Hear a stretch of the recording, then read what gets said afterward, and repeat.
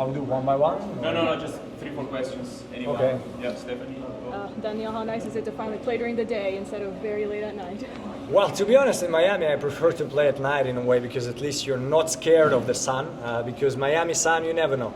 You never know how it's going to be. The forecast is one thing. When you go on court, some days are brutal, some days are a little bit easier. Today was actually a bit strange because I felt like on the court, I felt like it was quite fine, not too bad. And then when the match started finishing, after the match finished, I was like, wow, I'm really hot and tired. But yeah, that's how Miami is. So was a good match and I'm happy about it. You talked about one side of the court being better for you, and it helped you more in the second set. How do you analyze things like that during the match? Yeah, small wind was there, and depending on the opponent you play, we kind of played both today a little bit.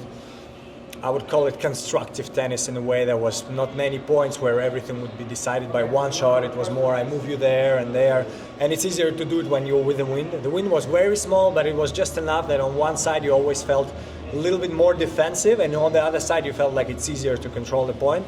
And of course then it comes to where you always try in a way to play even better from the side, which is good, and you try to do whatever you can from the other side. And on the tiebreak, that's what happened when he was 4-0 and 4-2 up.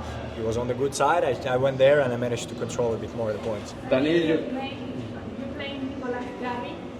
You haven't played in 5 years. Can you talk a little bit about that matchup?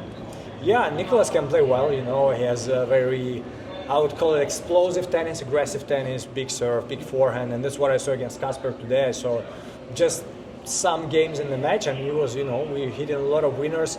He's playing good here, so I'm looking for a tough match, tough opponent, and I have to be at my best. Daniil, last year for you was very great here. You made it to you're the champion, defending champion. Can you pinpoint any differences? How do you feel in comparing last year with this year? Yeah, I think in my opinion the balls are slower because I don't remember last year that when the balls get a little bit older, which is the case in every tournament in the world, that it was such a drastic difference between new balls and old balls. Last year I felt like, you know, there were not many breaks of serve. The match was going. Here, as soon as the balls become old, I feel like to return the serve is so much easier, but it works for both guys. So it's a bit strange because players talk non-stop about balls being bad on tour, and it seems like it's getting worse and worse. But let's see if it manages to change. So that's the biggest difference. If not, I feel quite the same. Daniil, Adam Ross, Florida Tennis. Sorry. Let's do both. One and three after. Yeah. Daniil, Adam Ross, Florida Tennis. Yeah. Congratulations, first of all, on your 350th tour win. Thanks. Interesting stat, you've won 20 titles on 20 different surfaces.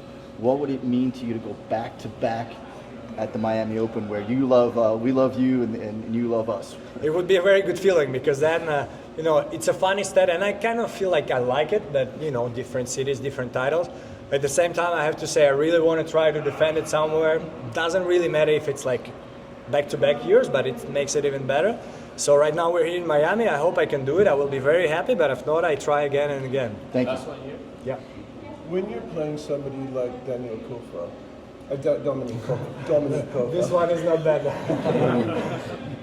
can you get the feeling in the middle of a match that he's playing at a higher level than maybe normal, and players of that level coming up against players like yourself or Djokovic or whoever, that they tend to lift? Can you feel that during a match? I think it's normal in every sport. It happened to me also, you know, first time I played Novak in my career, I was like top 60 and I played out of my mind. Like I probably played better for some part of the match that I play right now, but it was just some part of the match, and that's, you know, that's what consistency is. When you come up with a guy lower ranked than you, many times you think in your head, you know that they can play well, everyone can play well on ATP Tour.